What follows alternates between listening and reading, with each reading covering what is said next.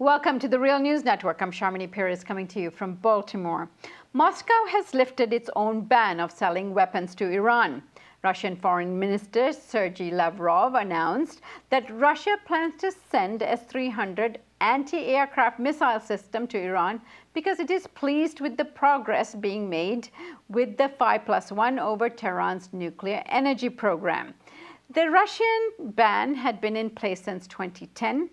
And the Iranian Foreign Minister, Javad Zarif, expressed his support for the move and indicated that it was a step in the right direction.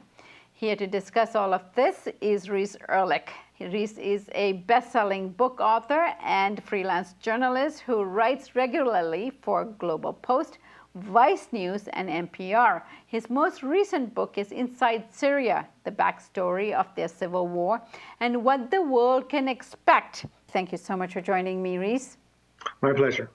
So, Reese, give us a sense of what this move is all about. Russia selling arms to Iran in the midst of negotiations on the nuclear agreement, which is not final yet.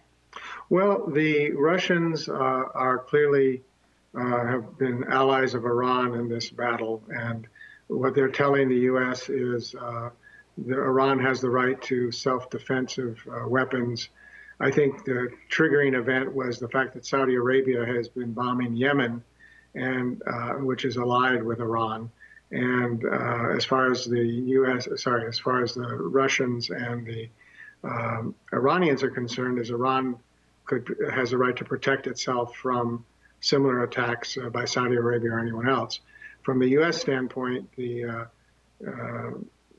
lifting of these embargo on this particular S-300 missile system violates the sanctions imposed by the UN, and the U.S. is quite mad about it.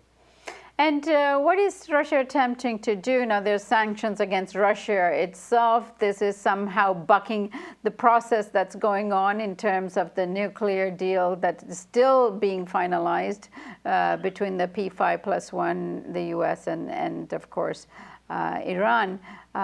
What does all this mean geopolitically? Well, the U.S. is trying to link it to the nuke talks, of course, but in reality, there's no connection. These are conventional weapons, surface-to-air, anti-aircraft missiles. They're not capable of carrying nuclear warheads, and Iran doesn't have nuclear warheads anyway. But I guess from the U.S. standpoint, the U.S. government wants to weaken Iran in any way it could. And if Iran has these new, relatively more sophisticated weapons, it means the U.S. or Israel would have a harder time bombing Iran. The other significant thing is that the Russians did not announce a date when these missiles would be delivered. And they had promised these missiles 5 years ago and then decided not to deliver them. So it remains to be seen if this will be carried through and when. And what does this tell us about Iran itself? Accepting or buying these missiles at a very crucial and sensitive time when they're trying to negotiate the lifting of sanctions vis-a-vis the nuclear agreement?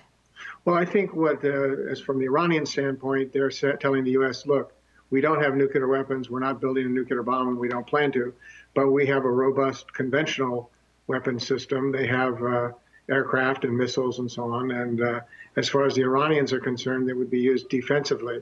They point out that Iran has never invaded another country in over 1,000 years. So whereas the U.S. has been active in invading and occupying Iraq and Afghanistan and is backing the attacks on Yemen and so on.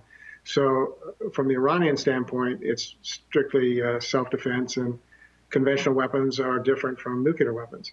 As far as the U.S. and Israelis are concerned, any military activity by Iran is suspect, and they want to weaken Iran as a regional power. Vis-a-vis relations between U.S. and Russia, what's Putin trying to say here? Well, I think ever since the Ukraine crisis and the imposition of sanctions on Russia, Russia has taken a number of steps to kind of stick its thumb in the eye of the U.S. Edward Snowden, the leaker from the NSA contractor, is given sanctuary in Russia. The Of course, Russia has been carrying out its activities in Ukraine and it's annexed Crimea. And I think it's also stepped up its support for Assad in Syria and other parts of the Middle East. So the Russians are trying to tell the Americans that you think you've got the upper hand by imposing sanctions on us, well, we have our ways of retaliating against you.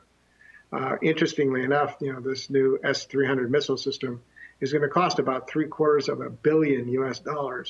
And if the Iranians are able to pay for it, that's going to be a boost for Russia and a blow against the U.S. sanctions against Russia. So as far as Iran and Russia are concerned, it's a win-win. And does this set the stage for the collaboration between Iran and Russia, particularly given the declining oil prices and the impact this is having on their economies? Well, they've been allies for quite a while. Ideologically, they're poles apart. Russia is a nationalist power globally. Iran is led by Muslim clerics who have a very different worldview ideologically, but they find themselves both aligned against the U.S. and U.S. policy in the region. So Russia has been supplying money and arms to the Assad government in Syria, so has Iran. And Russia has been part of any deal.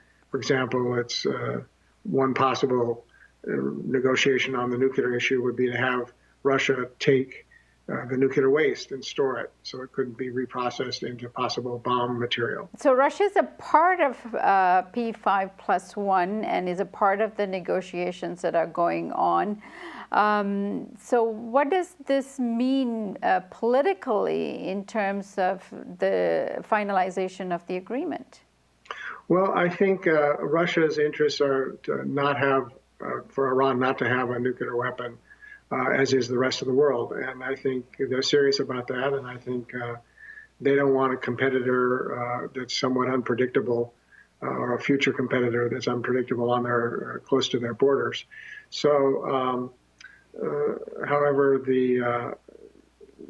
I think the ultimate resolution of this issue are going to hinge on what the U.S. and to a lesser extent the Europeans are willing to accept from Iran in the way of guarantees not to have a nuclear bomb, and whether the United States is serious about lifting the sanctions as the Iranians demand. Russia is playing a relatively minor role. Reese, thank you so much for joining us. Thank you. And thank you for joining us on the Real News Network.